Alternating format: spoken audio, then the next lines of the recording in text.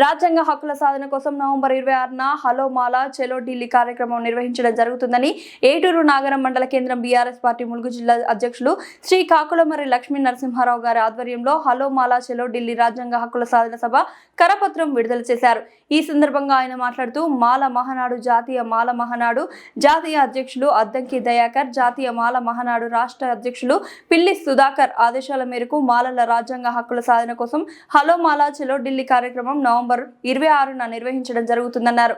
మాలలపై జరుగుతున్న అక్రమాలను నిలదీస్తూ రాజ్యాంగ విరుద్ధంగా జీవో 99 రోస్టర్ విధానాన్ని తిరిగి పునఃసమీక్షించాలని, అలాగే ఎస్సీ రిజర్వేషన్ 15 నుంచి 20% పెంచాలని డిమాండ్ చేశారు. నూతన పార్లమెంట్ భవనానికి అంబేద్కర్ పేరు పెట్టాలని, భారత కరెన్సీ నోట్లపై అంబేద్కర్ చిత్రం ముద్రించాలని పేర్కొన్నారు. అలాగే దేశంలో ఎస్సీ ఎస్టీలపై జరుగుతున్న దాడులను అరికట్టడానికి ప్రత్యేక చట్టం తీసుకురావాలని, ఎస్సీ ఎస్టీ అట్రాసిటీ చట్టంలో 41 సిఆర్పి సెక్షన్ ద్వారా నిందితులను అరెస్ట్ చేసే అవకాశం లేకుండా పోతుందని, వెంటనే 41 సిఆర్పి సెక్షన్ రద్దు చేయాలన్నారు.